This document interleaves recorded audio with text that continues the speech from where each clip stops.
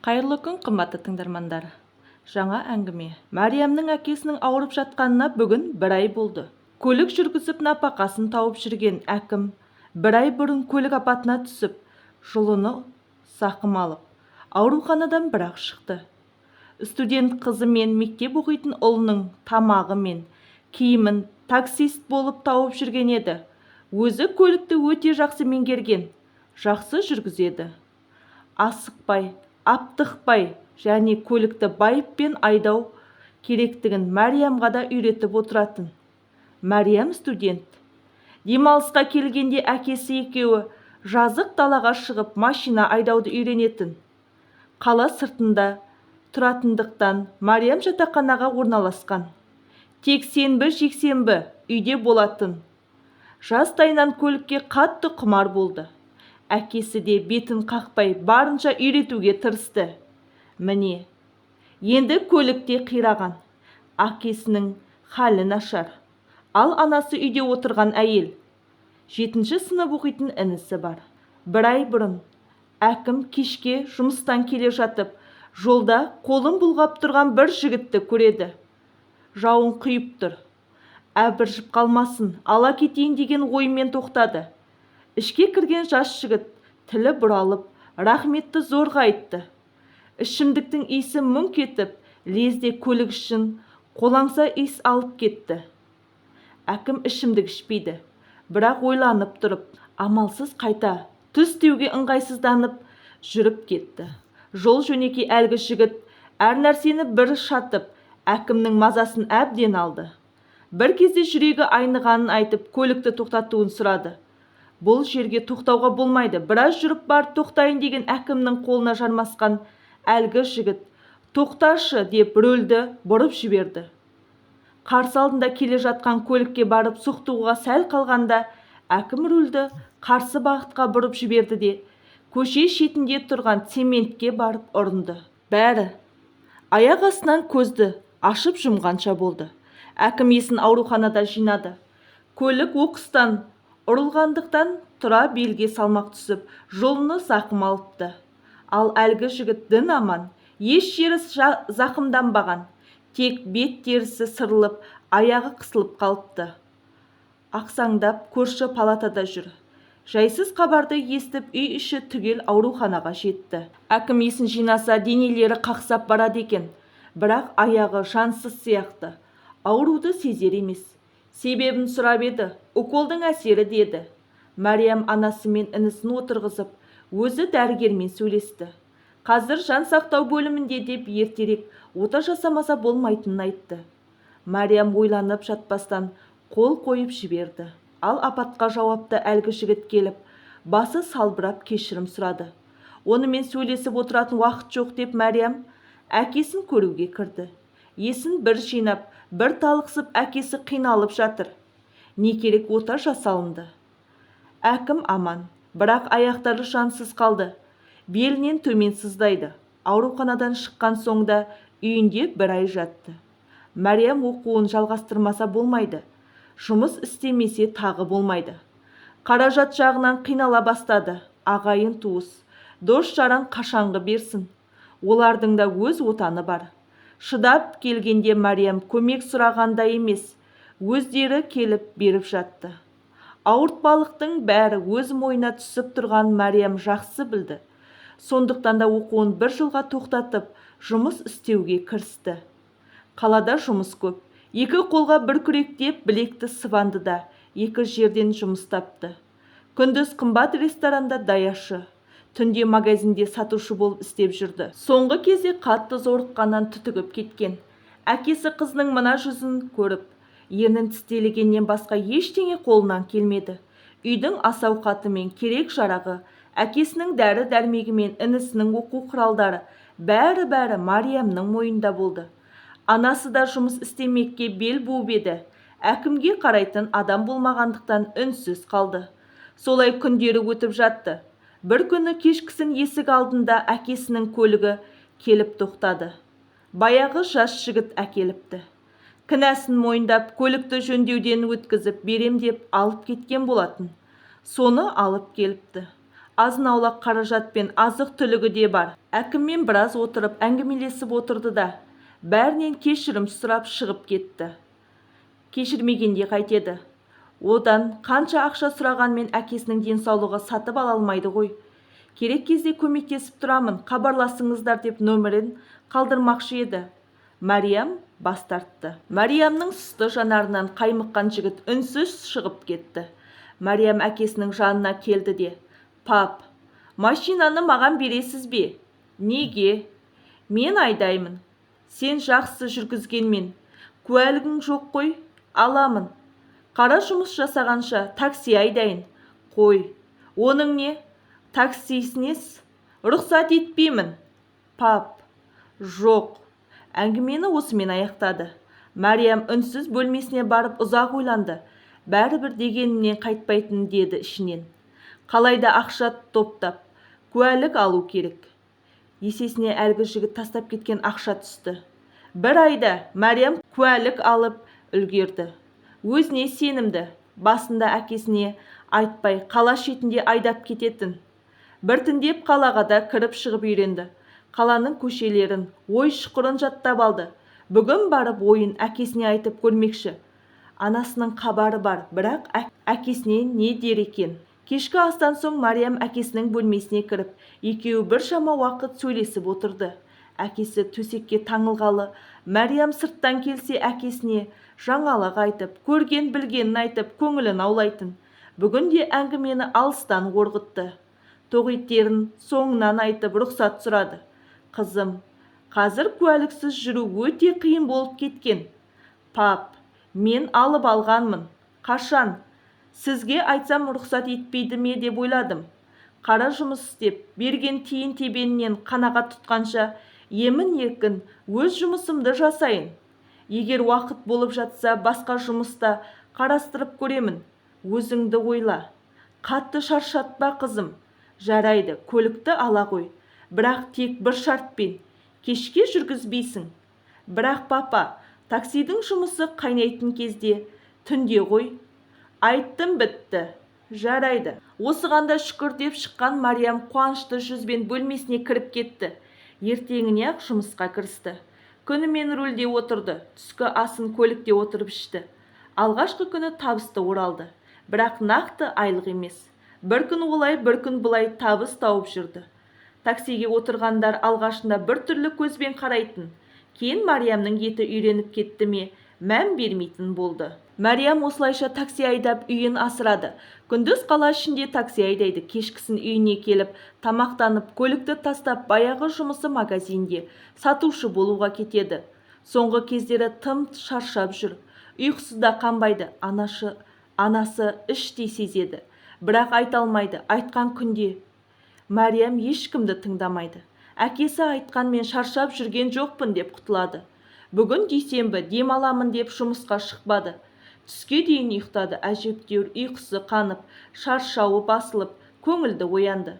Түскі астың үстінде анасы бір әңгіме қозғады. «Әкім саған үкіметтен қаржылай көмекке құжат тапсырсақ қалай қарайсың?» Ішіп отырған шәйіне шашалып қалған әкім үнсіз қалды. Орнынан тұра алмай жатқанын уақытша деп ойлап, аяққа тұрып, отбасының панасы болып, бәрін өз мойныма аламын деп ойлаушы еді. Мына әңгіме өңменінен өтіп кетті. Мүгедек екенін енді сезгенде іштей күңіреніп кетті. Айтарға сөз болмай жүрегі қан жылап, басын изей берді. «Бүгін демалдым. Түстен соң барып біліп қайтайын, қандай құжат керек екенін», деді Мариям. Үй ішінде үнсіз келісім болды. Қазір әкім мүгедектікке байланысты пенсия алады. Ол да бір жыртықтарына жамау, дәрі-дәрмек, ас-ауқаттарына жетіп тұрады. Әкім өмірдің бұл сынағына да мойынсынды. Күндердің күнде екі аяғы бірден істемей төсекке таңылады деп кім ойлаған? Күндерді өрімдей жас қызға қарап қалды. Қызы бой жетіп отыр. Қыз жат жыртық емес пе? Қашан өз отбасын құрып кетеді? Ата-анасына қарайлап, өз өмірін ұмытса не болды? Әкім осы ойлармен ұйықтап жүргелі біраз болды. Қолдан келер қайран жоқ. Жүрегі қанжылайды. Мариям әдеттегідей бүгін таңғы астан соң жұмысқа кетті. Такси тұратын тұраққа бара жатқан, асығыс шығып келе жатқан бір жігітті қолын көтерді. Ала кетейін деген Мәриям көлігін дереу тоқтатты. Көліктің алдыңғы есігін ашып жайғасқан жігіт қапелінде Мәриямды аңғармай қалды. Иә, қайда апару керек деген нәзік үнді естіп, жалт бұрылды. Ойбай, сіз қыз ба едіңіз деп күліп жіберді. Байқамаппын да ғой, кепка киіп алғанға дұрыстап та қарамаппын.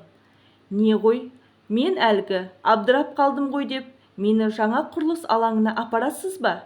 Жарайды. Көлікте үнсіздік. Мәриям күнделікті ойға шомылып кеткен. Ал жігіттің бәр ойы қызда.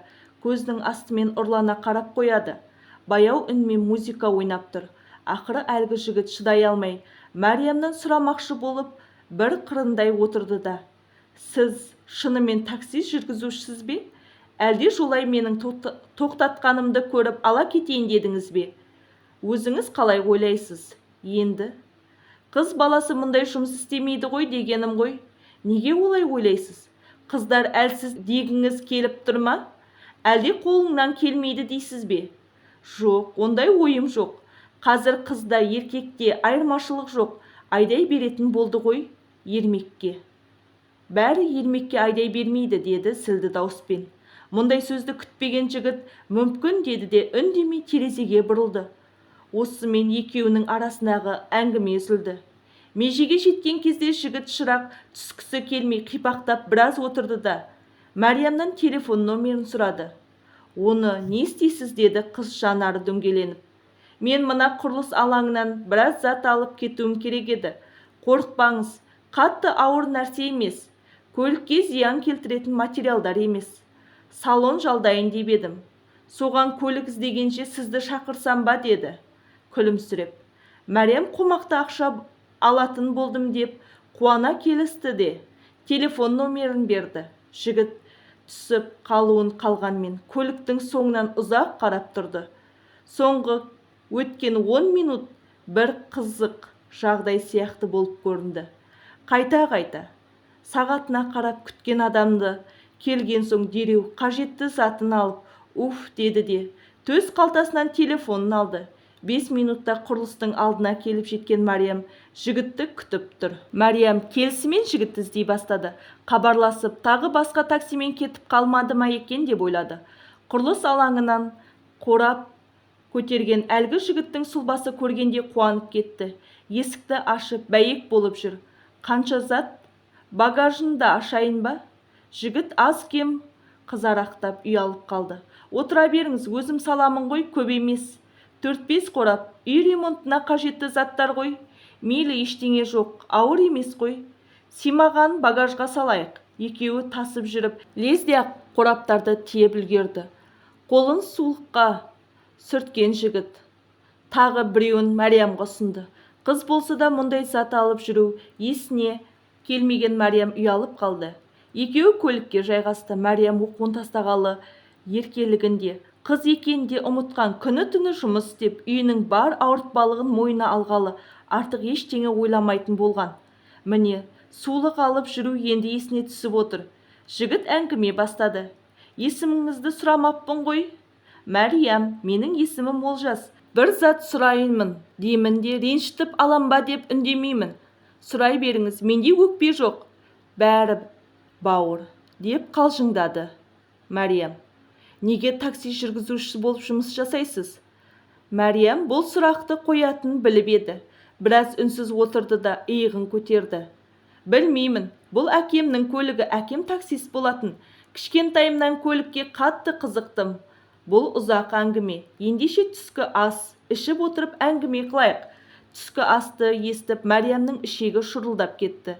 Таңнан бері нәр татпады. Келсе кетті. Анасына хабарласып түскі асты сырттан ішетінін айтты. Көлік кішігірім дәмхананың алдына келіп тоқтады. Мәриям қаланы 5 саусақтай білем дегенмен бұл жерді білмейді екен. Мекен жайға Олжастың айтуымен келді. Дәмхана кішігірім болса да жанға жайлы. Тыныштық, адамдарды апыр-топыр емес. Кезегімен келіп тапсырыстарын алып кетіп жатыр. Бос орын жоқтың қасы болса да, дәмхананың іші тыныштықта. Бейне бір жазықтың кең далада жүргендейсің. Шеткі үстелге келіп шайғасты. Олжас дереу дәмхананың ас дайындайтын бөлмесіне кіріп кетті. Мәриям таңданып тұр. Олжастың дәмхана иесі екенін білмеген еді. Біраздан соң Олжас келіп жайғасты. Мәриям мән-жайды білгісі келіп, оның сұрақтың астына алды. Олжас, бұл дәмхана кімдікі? Жаңа ана жаққа еркін кіріп шыққаныңа қарағанда туыстарың ба деп қалдым. Әлде? Олжас ақырын жымиды. Иә, бұл дәмхана менікі, кішігірім болса да табысы жақсы, шүкір. Негізі мен өзім туралы көп айтқым келмейді. Бірақ неге екенін қайдам? Сенен ештеңе жасырғым келіп отырған жоқ. Сонда сен білдей, бір дәмхананың егесісің бе? Мүмкін әлгі құрылыс та сенікі шығар. Иә, деді тағы жымиып Олжас. Мәс саған, онда неге жаяу жүрсің? Айтпағым, байлар күшті машина мінеді дегім келген еді. Мәриям таңданып. Мен бай емеспін ғой. Жай шаруамды дөңгелетіп жүрген бір кәсіпкермін. Көлігім бар, сен айтпақшы, байлар мінетін. Көлік болмаса да қарапайым көлігім бар. Аздап бұзылған соң жөндеуге бердім. 2-3 күнде шығады бұйырса. Мәриям, негізі сен туралы әңгіме қыламыз ба деп едік қой, деді Олжас күліп. Иә, мен сол өзің көріп отырғандай такси айдаймын деп бастады әңгімесін Мәриям. Екеуі ұзақ әңгіме қылды. Мәриям басынан өткен қиындықтардың барлығын айтты. Үнсіз тыңдаған Олжас қызға сабыр тілегеннен басқа ештеңе айта алмады. Күн ұзаққа отырған олар түс ауа дәмханадан шықты. Қажетті заттарды үлкен үйдің алдына алып келді. Сенің үйің бе, деді Мәриям жымиып. Жоқ, бұл атамның үйі. Мен басқа қалада тұрамын. Мәриям қысқа ғана уақытта біртүрлі Олжасқа бауыр басып үлгерді ме, түсініксіз бір сезім бойын билеп өтті. Басқа қалада тұрамын деген сөзіне көңілі жайсыз тиіп, миына қайтып кетіп қалса ше, деген қорқыныш барып үлгерді. Көңілі құлазып, үнсіз қораптарды көліктен шығара бастады. Осы кезде үйден бір қарт кісі шығып, бұларға қарап тұр екен. Олжас барып, анасын құшақтап, жас балаша еркелеп алды. Мәриямды шақырып, анасымен таныстырды. Мәриям қарт ананың көңілін қалдырғысы келмей, үйге кіріп, қонақ бөлмеге жайғасты. Үйдің сыртынан білінбейді екен, іші хан сарайы дерсің. Мәриям таң тамаша болып жан жағына алаңдаумен болды. Мұндай жиһаздарды тек журнал беттері мен телефоннан ғана көрген. Бір кесе шай ішіп қайтуға асықты. Шын керек, мына үй Мәриямның мысын басып тастады. Тезірек сыртқа шықсам екен деп асықты. Бір байқағаны, қарт ана мен көмекші қыздан басқа ешкімді байқамады. Соған қарағанда Олжас көрші қалада тұрса, мына үйде анасы жалғыз тұра ма деп түсінбей басы қатты. Тез-тез қоштасып шығып кетті. Олжас та ілесіп бірге шықты. Қақпаның алдынан қоштасып тұрып $2 қағаз ұстатты. Мәриям, мұның не? Мен мұндай бағаға такси айдамаймын. Әкемнен келген қанымды біреудің ала жібін аттау деген жоқ. Маған 5000 теңге берсең жарайды. Мәриям, мен сенің еңбегіңді бағалап беріп жатармын. Қыз баласы бола тұра қорықпай ер жігіттің жұмысын істеп жүргеніңе риза болып отырмын. Сені мүсіркегеннен емес, дұрыс түсінші, деп Мәриямның қолын қысты. Амалсыз ақшаны алған Мәриям тез-тез көлігіне отырып жүріп кетті. Кеште батып қалды. Үйіне қайтуға беттеді. Сансыз сұрақтар миын ашытып жатыр. Неге анасынан бөлек тұрады? Соншалықты бай қуатты екен. Анасы өзінің қаласына неге алып кетпейді? Болмаса неге осында өзі келмейді? Анасы екеуі бірін-бірі қатты жақсы көретін секілді. Әлде сырт көзге солай ма екен? Қойш, маған не көрінді? Айдаладағы бір рет көрген жігітті уайымдап, деп өз-өзіне ашуланды. Үйге келді де жуынып кешкі асты ішпеймін деп бөлмесіне кіріп кетті. Телефонға қайта-қайта үңіледі, Олжас хабарласып қалатындай. Бірақ бағана қоштасарда ешқандай ыңғай білдірген жоқ қой. Мен неге біртүрлі боп, ішім алай-дүлей болып кетті. Осы кезде телефоны безектей қаға жөнелді. Дереу алып қарады да жымия кетті. Тұтқаны көтерген Мәриям сызылып сала берді. Мәриям, жақсы жетіп алдың ба? Иә, рахмет, үйдемін. Не істеп жатырсың? Иә, кешкі астан соң демалып, кітап оқып отырмын деп өтірікті соға кетті. Жақсы екен. Мен ертең қала сыртына бір жұмыстармен бармақшы едім. Апара аласың ба? қайтарда зат әкелу керек. Жарайды, деді қуанғанын білдіргісі келмей бір қалыпты үнмен. Ертеңіне таңғы асты асыға ішкен Мәриям сырт киімін жүре киді де сыртқа шықты. Көлікке дейін барды да қайта артқа бұрылып үйге кірді. Мам, кілтті ұмытып кетіппін. Қайда қойып едім? Міне, кеше қойған жеріңде тұр ғой қызым. Саған не болды кешеден бері? Bir түрлі болып жүрсің. Маған ба? Ештеңе, деді қызарақтап үйден шығып кетті. Машинаға отыра салып телефонға жармасты. Олжасқа хабарлассам ба екен? Бірақ таң енді атты ғой. Әлі ұйықтап жатқан болар деп ойлады. Қой, ұят шығар деп хабарласпады. Мен жұмысқа бара берейін, деді ішінен. Түске таман Олжас хабарласты. Алло, Мариям, қалың қалай? Қайдасың? Сәлем, жұмыстамын. Біздің үй жаққа келе аласың ба? Егер қиналсаң, ақырындап трассаға шыға берейін. Жарайды, қазір барамын, деді дереу. Көлікті кері бұрды. Олжас үлкен трассаға жетіп қалыпты. Екеуі қала сыртына жүріп кетті. Ал айта отыр, қала сыртында не жұмыс бар? Не зат әкелу керек? Маманың заказы ғой. Қала сыртында бала кезгі құрбысы тұрады. Соның үйінен гүл көшеттерін әкелу керек болып тұр, деп жымиды. Онда жақсы ғой, маған гүлдер ұнайды, әсіресе даладағы гүлдер. Қала сыртына шығып таза ауада екеуі біраз жаяу қыдырды. Мәриям, саған бір зат айтсам, дұрыс түсінбей қалмайсың ба? Ол не, деп төмен қарап келе жатқан Мәриям дереу басын көтерді.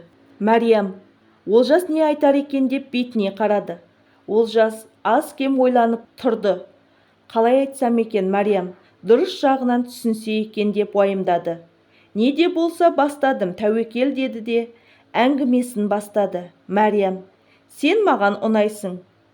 Күлімдеген қыз ұялып басын төмен салып, Олжастың жүзіне қарай алмады. Әңгімені ары қарай қалай жалғастыратынын білмеген Олжас тағы да біраз үнсіз отырды. Мәриям, ау, маған деген аз да болса сезімің бар ма? Білмеймін. Мәриям, сенен ештеңе жасырғым келмейді деп алғашқы танысқан күні-ақ айтып едім ғой. Есіңде ме? Мен саған бүгін ішімдегі бәрін ақтарғым келіп отыр. Тыңдайсың ба? Иә, әрине, айта бер. Біз інім екеуміз ерте жастан қиыншылықты көп көрдік. Әкем мен 6 жас, інім 4 жас кезінде анам үшеумізді тастап кетті. Анам қиыншылықты көп көрген кісі. Кейін қайта тұрмыс құрмады. Бізді ойлап өмірдің қызығынан, әйел бақытынан бас кешті. Негізі өзі 50-ден енді асса да тым қажыған.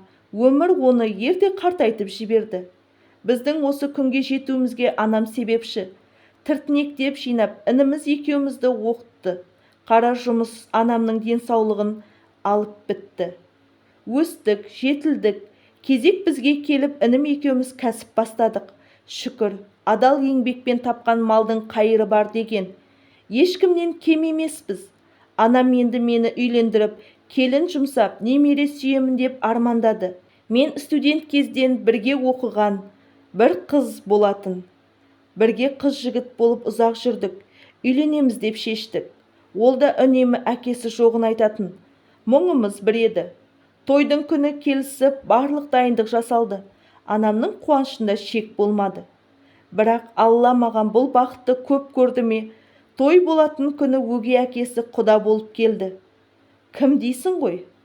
6 жасымда тастап кеткен әкем. Бізді тастап, бір қызы бар әйелге кеткен еді. Енді алдымнан шығып тұр. Тойдың бәрі тоқтады. Анам қарсы болды.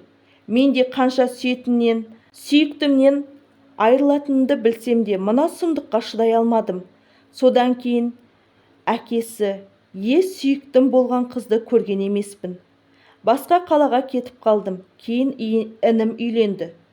Қазір шүкір, анамның қолында тұрады. Інім мен келіннің кішкентай сәбилері бар. Қазір отбасымен шетелге демалысқа кеткен соң, анамның жанына келген едім. Негізі Астанада тұрамын. Сонда кішігірім дәмханам бар. Енді анамның арманы мені үйлендірсем дейді. Денсаулығым жоқ, сенен де немере көріп кетсем деп күнде құлақ етімді жейді. Шүкір, жылда емделеді, денсаулығы қалыпты. Бірақ анамның күннен күнге қартайып бара жатқанын сеземін, деп аяқтады әңгімесін Олжас. Мәриям не айтарын білмей үнсіз қалды. Іштей Олжасты ұнататынын мойындағанмен, кедергілер де аз емес сияқты. Олжастың үйленбекші болғаны мәселе емес, түсінуге болады. Бірақ дәл қазір Мәриям ата-анасы мен бауырларына керек екенін қалайша ұмытады? Әкесінің халі нашар. Отбасы көзі бір Мәриямға қарап отыр.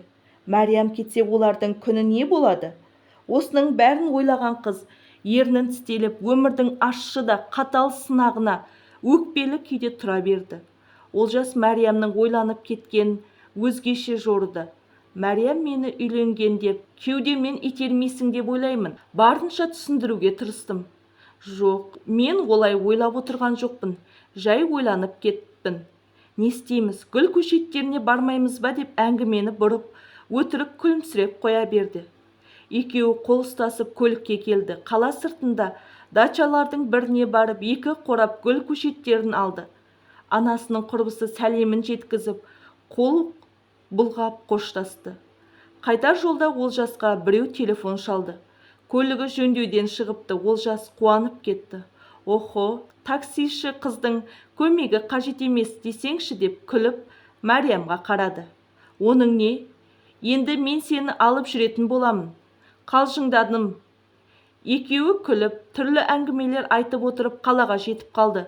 Жолай көлік жөндейтін орталыққа келіп, Олжас өз көлігіне көшеттерді ауыстырды да Мәрияммен екеуі қоштасып, 2 бөлек кетті. Мәриям әрі қарай жұмысқа барғысы келмей, тіке үйіне қарай қайтты. Үйіне келіп шаршадым деп жатып қалды. Анасы соңғы кезде Мәриямның өзгеріп жүргенін байқап жүр. Бүгін жұмыстан келсе, сөйлесермін деп ойлаған. Мәриям тағы да бөлмесіне барып жатып қалды. Таңертең таңғы асын ішіп отырып, анасы Мәриямға әңгіменің шетін шығарды. Қызым, соңғы кезде біртүрлі шаршап жүрген сияқтысың. Әлде бір уайымың бар ма? Әкеңді уайымдамасын деп оған ештеңе айтпайсың. Білем, бірақ маған айтуыңа болады ғой. Ештеңе жоқ, мамам. Жай шаршап жүрмін соңғы кезде деп көзін тайдырып әкетті. Көрдің бе? Қашқақтап дұрыс жауап бермейсің. Той, мам, ештеңе дедім ғой деп күліп жіберді. Қызым, сөйлесіп жүрген жігітің бар ма? Оның несін жасырасың? Сен бойжеттің, қыз мұраты кету. Ертеме кешпе тұрмыс құратының анық. Мам, мен сіздерді тастап ешқайда кетпеймін. Олай деме. Сенің бағыңды байлап, кешірілмес күнәға батпаймын. Егер сөйлесіп жүрген біреу болса, жасырмай айт. Негізінде бір жігіт бар. Көп болмады танысқанымызға. Бірақ, мам, ол біз сияқты адамдар емес. Енді қандай адамдар? Немене біз сияқты болмай, сонда 4 құлағы, 3 көзі, 2 мұрны бар ма? Жоғы, олардың үйін көрдім.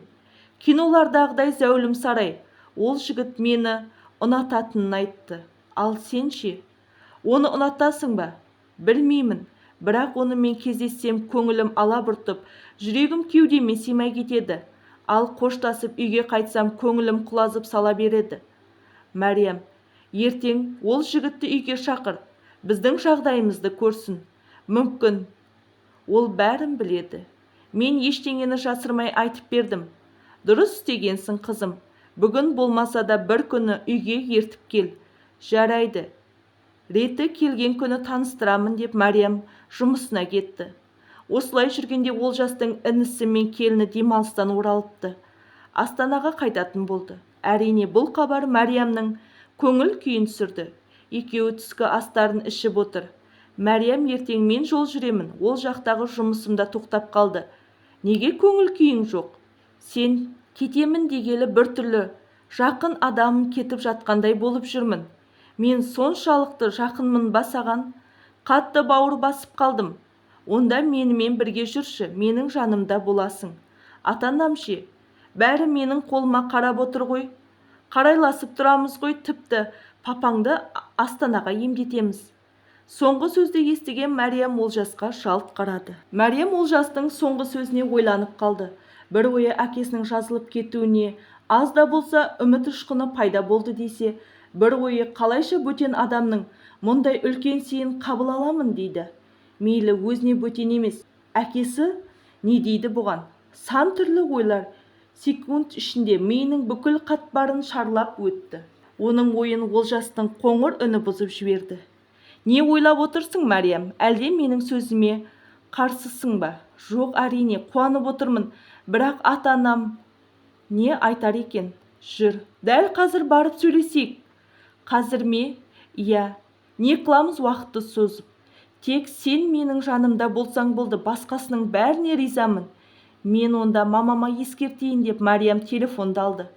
Кішігірім үйдің қақпасының алдына бірінен соң бірі екі көлік келіп тоқтады. Оның бірі Мәриям болса, екіншісі қара BMW көлігі еді. Мәриям мен Олжас үйге кірді. Бұлардың келетінен хабардар ата-анасы жылы қарсы алды. Анасы құрақ ұшып жүр, ал әкесі қызының бақытын тапқанына қанша қуанғанымен іштей қызғанышы бар еді. Иә, айта отыр, есімің кім деп бастады әкесі. Олжас өзі жайлы барлығын айтты. Бұрын қандай тұрмысты, қазір қандай тұрмысты басынан кешіріп жүргенін бәрін айтты. Тойы бола жаздағанын да жасырмады. Әкесі үнсіз тыңдады. Анасы дастарқан жайып, кіріп шығып жүріп, бірін естісе, біріне үлгермей жүр. Менің жағдайымды көріп отырсың. Өздігіммен қимылдай алмаймын. Мәриямым жаныма жалау болып, үйдің тізгінін өз мойнына алғалы, Құдайға зарымды айтып жатырмын. Мені алса, сәлде болса жеңілірек өмір сүреме еді. Пап, олай демеңізші деп Мәриям әкесінің мойнына асыла кетті. Осы кезде сөзге Олжас араласты. Негізі біз Мәриям екеуміз сізге бір жаңалық айтуға келдік. Ол не жаңалық деп анасы елең ете қалды. Біз сізді Астанаға апарып көрсетсек пе деп едік. Мүмкін ота жасаса, аяғыңыздан тұрып кетерсіз. Әкесі мырс етіп күлді де қойды. Ал анасы қуанғанын жасыра алмады. Қой, ақшама емделемін. Онсыз да қызымның тапқанына ортақтасып жатқаным ішімді жегідей жейді. Қазір құжат турласа жеңілдіктер қарастырылған. Жолдас балам хирург болып істейді деп өтірікті қойып қалды. Ары-бері әңгімені алдаусыратып, ақыры Мәриям мен Олжас әкімді зорға көндірді. Келесі 7-де бұйырса Астанаға жол тартатын болды. Бәрінен де анасының қуанышында шек жоқ. Әкімім өз аяғынан жүретін болды. Іштей қуанды. Ал қаражат жағынан Мәриям мен Олжастың бөлек ешкімнің хабары жоқ еді. Олжас бұл хабарды кетерінің алдында анасына айтпақшы. Мам, бұйырса ертең жол жүремін. Бала шағаңыз келді, енді менің керегім жоқ шығар деп қалжыңдады. Сондай әңгіме бола ма екен, балам-ау? Ол не сөзің? Қалжыңдадым ғой, мам. Астанада жұмыстарым қалып қалды. Шақырып жатыр, бірақ келесі 7-де қайтып келемін. Мұндағы жұмыстарыңа бола келесің бе? Елжасқа тапсырсаң, сол-ақ реттейді ғой. Онсыз да бұл жақтағы тірліктер Елжасқа бергенмін. Мама, мен басқа мәселемен келемін. Жайшылық па, балам? Мам, өткен жолы есіңізде ме? Бір қыз маған көмектесіп жүреді ғой, көлігім бұзылғанда. Әлгі таксиші қыз ба? Иә, сол қыздың әкесі көлік апатына түсіп, 2 аяғы істемей жатып қалыпты. Сол кісіні Астанаға апарып көрсетпек едім. Ол кім, жақын кісіміз бе? Біз неге танымаймыз деп кіріп шығып жүрген келіні әңгімеге араласты. Жақсылық қылсаң Алладан қайтады, балам. Дұрыс, деді анасы. Менің сұрағым ешкім жауап бермеді ғой, деді келіні бұртиып. Иә, бізге жақын кісі. Менің болашақ келінімнің әкесі, деді Олжас. Үйді бір сәт үнсіздік орын алды. Абдырап қалған келіні. Солай ма? Кешіріңіз, білген жоқпын. Апа, естідіңіз бе, жақында той бұйырса деп қуанғаннан жасыра алмады. Балам, рас айтып отырсың ба? Анық көзің жетеді ме? Аузы күйген үрлеп шердеген. Мен ол кісілермен танысып келдім, мам. Қарапайым жандар. Үй іші маған бала кезімді еске салды. Бағың жансын құлыным деп баласының басынан сипады. Астанаға кеткелі Мәриямнан маза кетті. Аңдығаны телефон. Жұмысқа да селсоқ барып келеді. Олжаспен аралары жақын болғалы Ол Мариямға кешкі жұмысқа баруға тыйым салған. Тек күндіз такси айдайды. Ал анасы мен әкесі Астанаға алғашқы сапарларына үлкен үмітпен дайындалып жатты. Олжас бір аптадан кейін қайтып келді. Мариям қуана қарсы алды. Ата-анасы да қуанышты. Олжас Астанадағы ауруханадан әкімге барлығын дайындап қойғанын айтты. Ертең бұйырса жол жүреді. Осылайша шүйіркелесіп отырғанда Елдас хабарласып тез келуін сұрады. Тыныштық болғай деп Олжас үйіне келді. Үй іші оны көңілсіз қарсы алды. Әңгімені Елжас бастады. Аға, сен не істеп жүрсің? Айдаладағы танымайтын біреуге қанша қаражат құрттың? Онда тұрған не бар? Ол айдаладағы біреу емес, менің болашақ жарымның әкесі. Бірақ болашақ жарым емес, оның әкесі. Ал сіз оның аяғынан тұрғызуға міндетті емессіз. Сенің не шаруаң бар? Тіпті танымайтын біреу болса да саған сауап керек емес пе деп ашуланып кетті. Сауапты жасайым дегенсе өз ақшаңа жасай бер, кассаға тиіспе. Сен енді сенікі менікі дегенді шығарғансың ба? Ол ақшаны жалғыз өзің тапқан жоқсың. Менің де үлесім бар. Оны болашақ бала-шағамызға жинап жатыр едік қой. Біреуге қайырымдылық жасауға емес. Елжас көзіңді шел басайын депті. Бала кезіңді ұмытпа. Анамыз қалай өсіргені ше? Ал анам бұл ісіме қарсы емес деп анасына қарады. Елжасқа түсіндіре алмадым балам деп анасы төмен қарады. Өздерің біліңдерші, бірақ касса енді бөлек болады деді де сыртқа шығып кетті. Үнсіз тұрған келіні миығынан жымиды да бөлмесіне кетті. Анасы мен Олжас біраз әңгіме қылды. Батасын алып ертең жол жүріп кетпекші. Таңертең Олжас ерте келді. Өз көлігімен Мариям мен әкесін алып кетті. Алладан дұға тілеп, анасы мен інісі үйде қалды. Үшеу Астанаға келіп Олжастың үйіне жайғасты. Үйі 2 бөлмелі. Анау айтқандай қымбат бұйымдар да жоқ. Олжас бойдақ болған соң үйде онша мән бермейді. Анасының жағдайын ойлап, сол үйді ғана көркейте берген еді. Бір күн демалып әкім отаға дайындалды. Барлық тексерістен өтті, анализ нәтижелері жақсы. Жүрек қалпында, еш қиындықсыз отаны бастауға болатынын айтты. Көп күттірмей-ақ жақсы жаңалық естіді. Ота сәтті өтті. Жүріп кетуге үміт бар, бірақ біраз уақыт массаж бен жаттығулар керек екен. Мариям қуанғаннан жылап жіберді. Дереу анасына хабарласып сүйінші сұрады. Анасы мен інісі қуанышты хабарды естіп жүрегі жарылардай болды. Анасы дереу нан илеп, Құдайы таратамын деп кірісіп кетті. Отадан соң Мариям мен әкесі 2-7 Астанада болып үйіне қайтты. Дәрігердің тағайындауымен 1 ай демалып, массаж бен жаттығулар бастайтынын айтты. Әлі Астанаға біраз қатынайтынын білсе де Мариям қуанышты еді. Үйге келіп демалып, отбасымен көңілді күндерін өткізіп жүргенде аяқ астынан бір күні Елжас үйге кіріп келді. Амандық жоқ, саулық жоқ. Қателеспесем, Мариям сіз боласыз ба? Иә, мен. Сіз Елжас емессіз бе? Дәл таптыңыз, байқаймын. Көңілдісіздер, әрине, көңілді болмағанда ше, кетіп жатқан біреудің ақшасы. Сіздердің түкіргендеріңіз бар. Олжастың басын айналдырып, ақшасына бола жүргеніңізді бесенеден белгілі. Құттықтаймын. Ота сәтті өтіпті. Қанша $1000 кеткенін білесіз бе сол отаға? Өмір бойы жұмыс жасасаңыз да тауып бере алмайсыз. Мейлі, болар іс болды. Тек біле жүргендеріңізді қаладым деп шығып кетті. Үй іші тым-тырс. Мариямның аузынан құм құйылғандай тек үнсіз жылай берді. Ал әкесі ештеңеден бейхабар, отаны жеңілдікпен мемлекет тарапынан жасалынды деп жүрген еді. Мариям амалсыз бәрін айтуға тура келді. Әкім өзінің баласымен жасты жігіттен осынша сөз естігенін алып, төсегіне теріс қарап жатты да қойды. Ертеңіне үйге Олжас келді. Әкім мен Олжас жеке отырып сөйлесті. Інісінің келгенінен хабардар болған ол сол жерде шешім шығарып үлгерді. Қызыңызға үйленбекшімін, рұқсатыңызды беріңіз дегенді естігенде әкім не айтарын білмей қалды. Бірақ іштей разы еді. 2 жеті өткен соң Олжас пен Мариям шаңырақ көтерді. дүркіретіп тойда өткізді. Тойда бір түйіп жүрген Елжас пен әйелі ғана. Қалғандары шексіз бақытты еді. Тойдан соң болардың үйде жүргенін қаламайтын Елжас ашық жеткізді. Сондықтан Олжас пен Мәриям Астанаға жиналды. Әкімнің де массаж алатын уақыты келген. Біз үшеуміз бірге ертең кететін болдық, деді Олжас. Мен де барамын. Елжас жалт қараса анасы екен.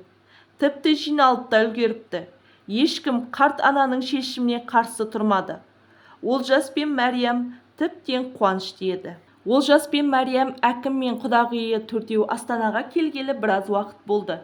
Әкім күнде массажға барып келеді. Олжас жұмысында, ал анасы енді Олжастың қолында тұрамын деп шешті.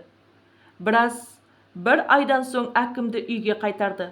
Тағы бір ай демалып қайта келетін болды. Осылайша 6 ай қатынас өз аяғымен жүріп кетеді. Бүгінде Олжас қосымша 2 дәмхана ашқан. Мәриям қалған оқуын Астанаға ауыстырып осында оқып жатыр. Аяғы ауыр. Жақында екеуі ата-ана атанады. Отбасы көбейетінін білген соң Олжас басқа үй сатып алды. Інісінің үйінен кем емес. Анасы Елжастың үйінде барып тұрады. Олар өз күндерін өздері көруде. Олжас берген құрылыс алаңы мен дәмхананы өз бетінше жүргізіп келеді. Бақытты. Ал әкім Астанаға соңғы келгенде әйелі мен баласы да келді. Қазір балдақпен жүріп жүр. Осыған да шүкір, бұйырса құлан таза айығып кетуіне аз қалды. Барлығы жиналып бүгін Олжас пен Мәриямның қоныс тойын тойлауда. Балконға шыққан Мәриям ақырын әкесін шақырды. Екеуі сөйлесіп отырып, пап, Аллаға шүкір, жақында өзіңіз жүріп тұрасыз. Сізге бір зат бермекші едім. Ол не, қызым? Сізге жаңа көлік әперейін дегенмін, бірақ алмайтыныңызды білемін. Мені табалады деп ренжисіз, сондықтан мына кілт өзіңізге қайтарамын. Әкім өзінің көлігінің кілтін алды. Осы еді ғой маған керегі. Бұл менің береке дарыған көлігім. Мұны адал еңбекпен, маңдай термен жұмыс істеп сатып алғанмын. Сондықтан мен үшін өте қымбат. Рахмет, қызым, саған да, күйеу балаға да, деп Мәриямның маңдайынан сүйді. Таксиші қыз, енді такси айдамайсыз ба деп қалжыңдасып, Олжас балконға кірді.